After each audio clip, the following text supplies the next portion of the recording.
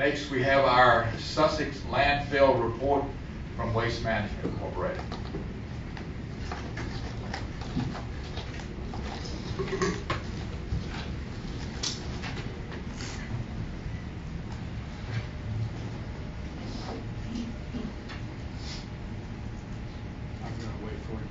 Okay.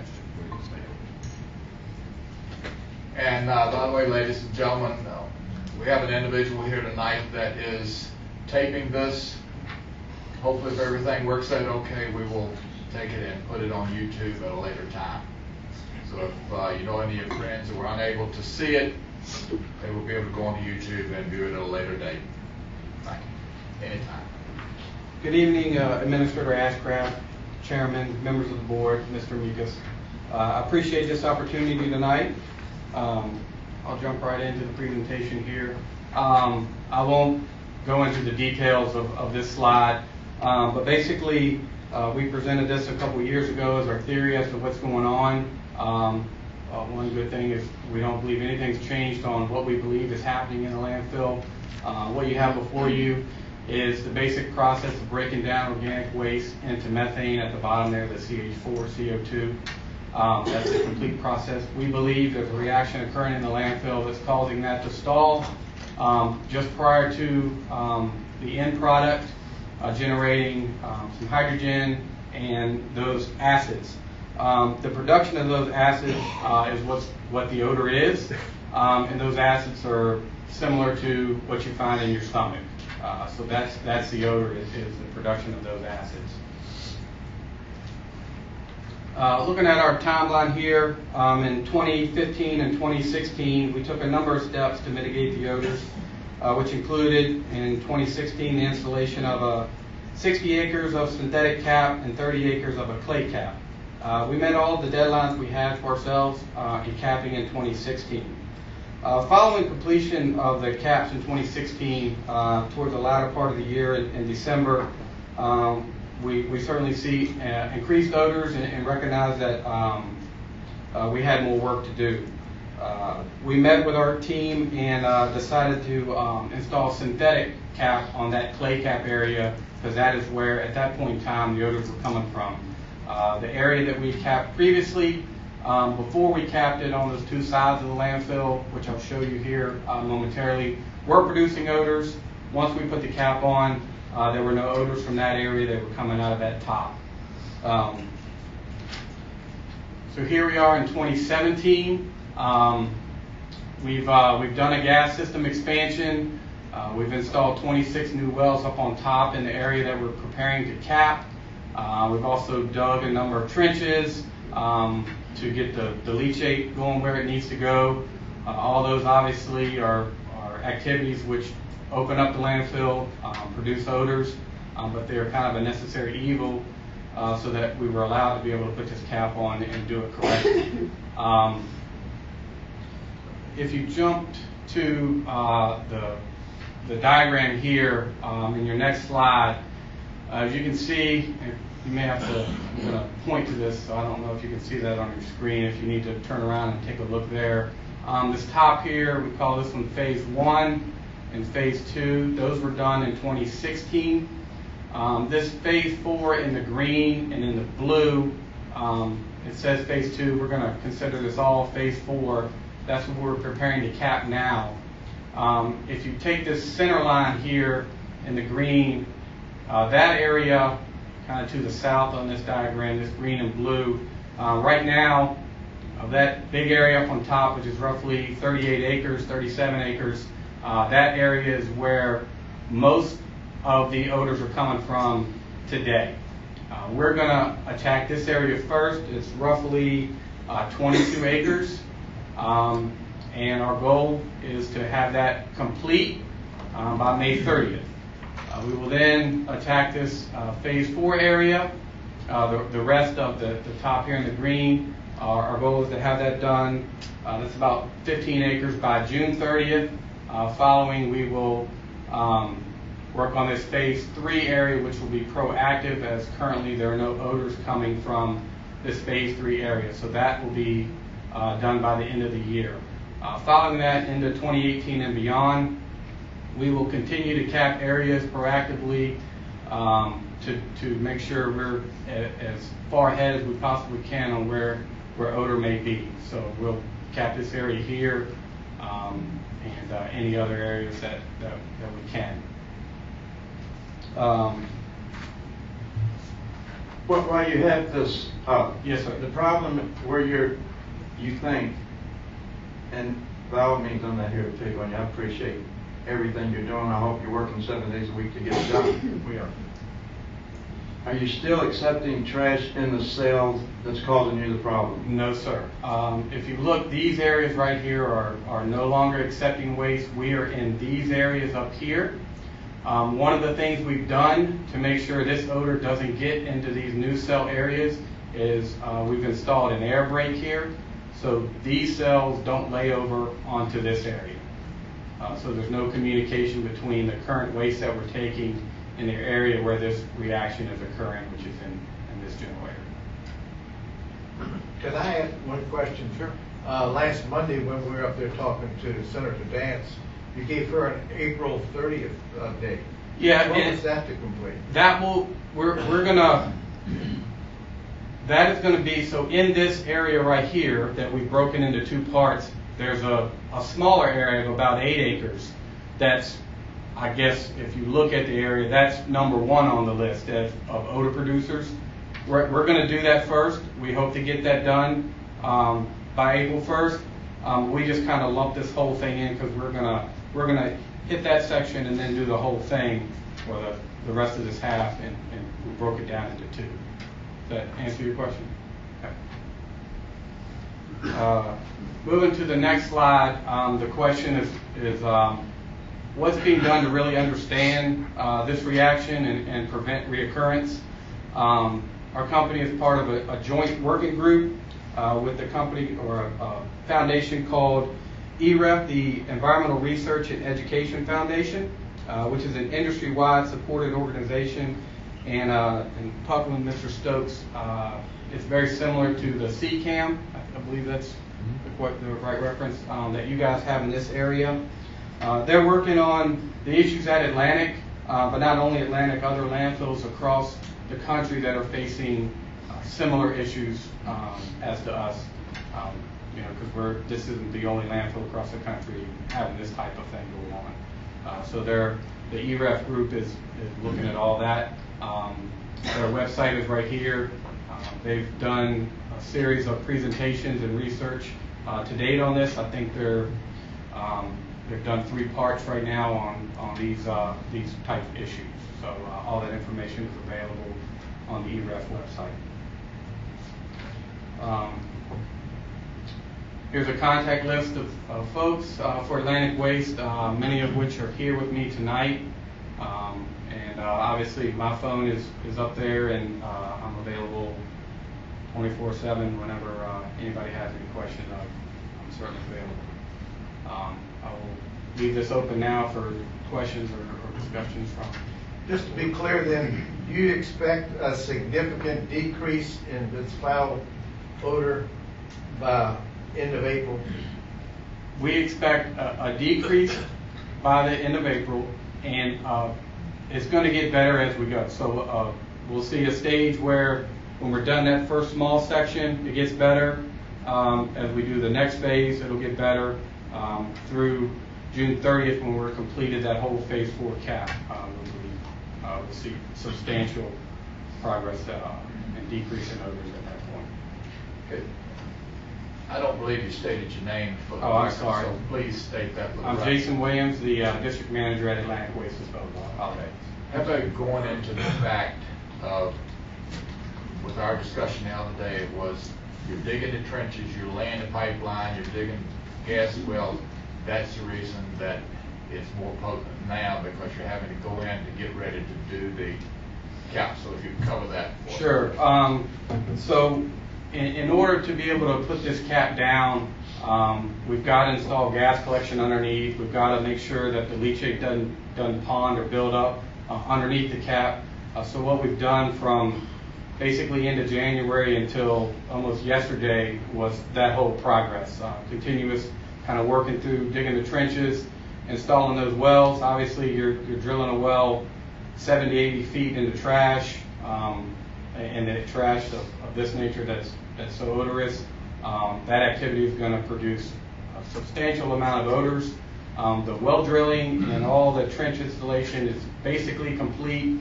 We've got to do a couple more things with the wells to hook them up to the gas header collection and vacuum. But we anticipate that done by the end of this week, early next week, at which point we'll go in and start laying down the liner areas that we can. Could you explain what a flare is?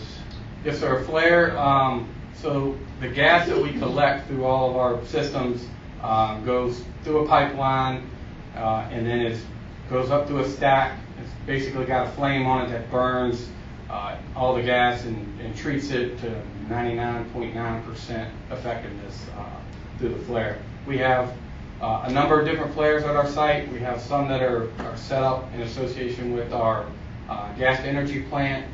We have one that treats when the gas to energy plant's down. We have one that treats the good gas that can't go through the system. And then we have two, we've just recently installed a second that treats the bad gas.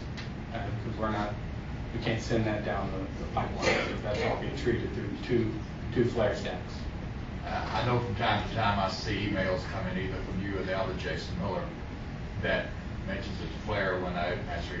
So people need to understand what the flare is. Yes, sir. What happens when we're not flaring? Certainly the bad gas, it's kind of backing up, and it's going to cause some odors at that point in time. Mr. Chairman. Yes, sir. Mr. Cohen. Mr. Williams, I'm not sorry you had to hear the complaints tonight, because I hear them every day. You're probably one that's been in front of us in some time that has enough knowledge to explain it and what you're doing. You are in compliance with all DEQ regulations as of today. Is that safe to say? Yes, sir. In your mind, y'all tried something. I'll tell you, we were notified today of an issue through the DEQ. We're working through that issue. It's not been finalized, but we're working. How frequently do they visit? Minimum quarterly, typically at least 2 times a quarter. During the heart of this, they were on site every 2 weeks or so. Right now, it's normally at least twice a quarter. You tried something that did not work the first time. You're in the process of adding more people, trying the second phase of this. So what do we tell our citizens? What is your comfortable date that you can come back and hopefully say they're not going to have this issue again? June 30th.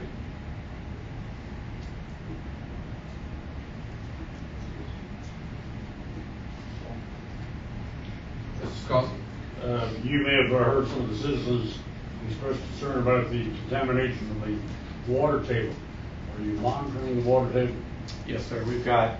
Is there contamination there? No, sir. We've got 26 wells across the site. There's been no groundwater contamination as a result of the landfill operations.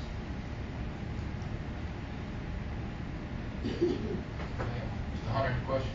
Well, you actually remove a lot of this leachate, whatever you call it, and take it to a site to have it neutralized. Process, yes, sir. We take it to an off-site wastewater treatment plant.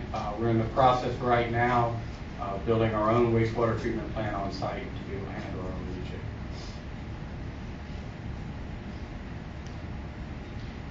Anyone else from Waste Management or from DEQ that wish to speak?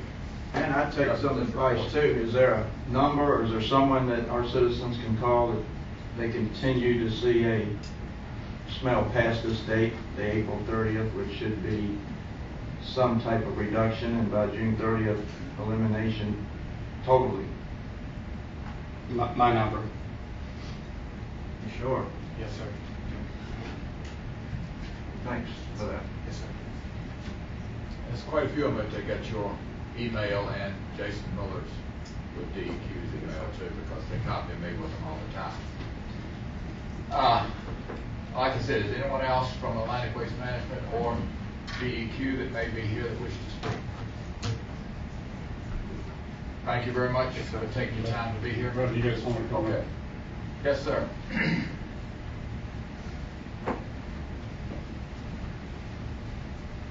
Good evening. My name is Jeff Stevens, and I'm with Virginia DEQ. Yeah. And I'm the regional director for our Piedmont Regional Office and oversee all of our regional offices in the agency. And I just wanted to, again, reiterate that, oh, I'm sorry. I wanted to reiterate again that we are very much working with the company. We've had several meetings, including our agency director, David Paler, meeting with executives from Waste Management in Houston over a lot of the issues that have been going on over the last couple of years, actually. And we'll continue to work with them. We work not only doing inspections, but actually trying to get as much documentation so we can understand a lot of what's going on. They have their experts and their consultants that are working on this.